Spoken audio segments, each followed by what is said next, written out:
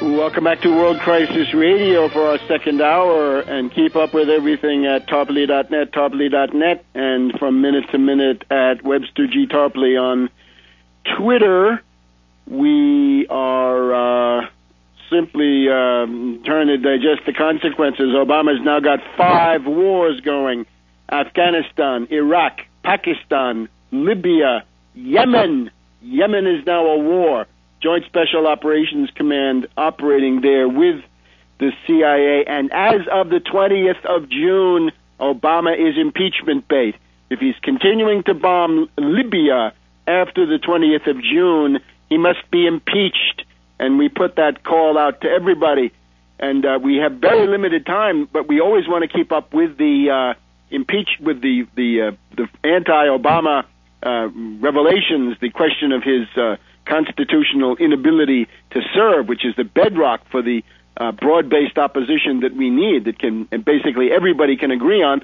And of course, for that, no better place to go than Philadelphia and Phil Berg, the guy who started it all on that fateful August 21st, 2008 at the Supreme Court.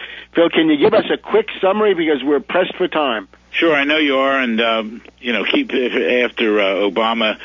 He'll be up for impeachment. I'm not sure he can be impeached because I don't think he is legally in that office. Our website is obamacrimes.com. Nothing really new at this point. We're waiting for an expert report. Someone has commissioned, I've seen a couple, but someone that I have complete faith in has commissioned an expert report on the Obama birth certificate that they released about 3 weeks ago. I mean, just by looking at it, you can tell it's a forged document, but we're getting an expert to have so we can decide how to move on that next.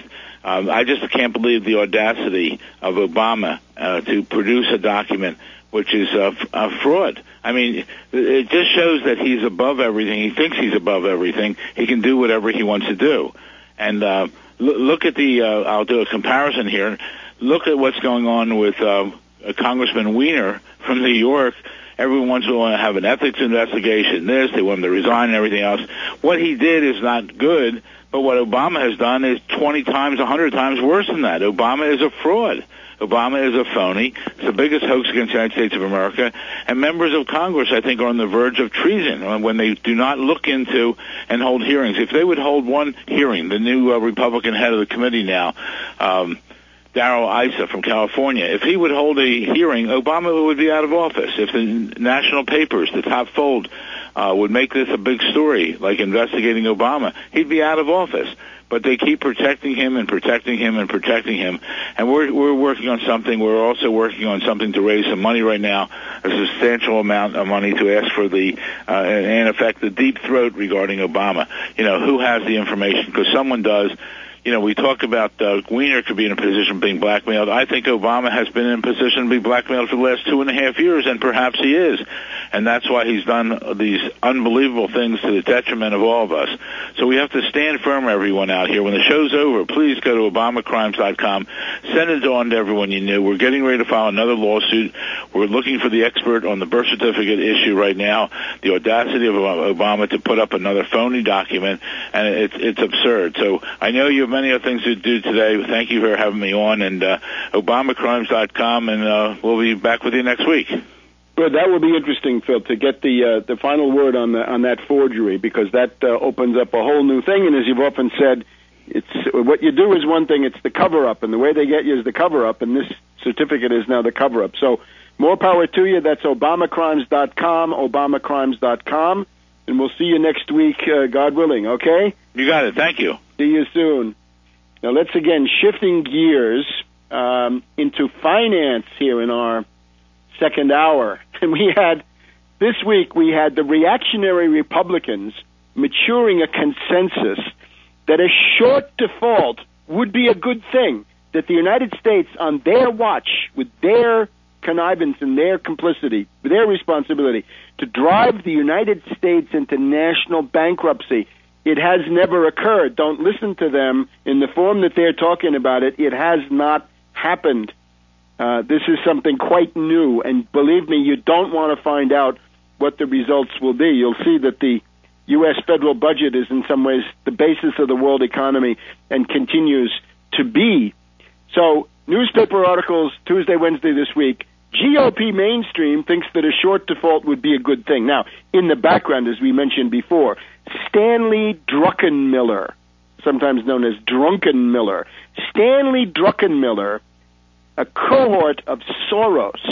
And remember, Soros and Druckenmiller are the guys who speculated to smash the British pound back in the days of the European exchange rate mechanism of 1992, when Soros did the equivalent of stealing, what was it, a 5-pound note or a 10-pound note from every man, woman, and child in the British Isles. Nice stuff. Druckenmiller is putting out the line to Republicans, the reactionaries are still eating this up, that a default would be a good thing, provided that it leads to those long-term genocidal cuts in the budget, right? Genocidal austerity against the American people is hard to get. This is a way to impose it under crisis conditions. Don't let that crisis go to waste, is what they're really saying. Same thing as Rahm Emanuel from the other side.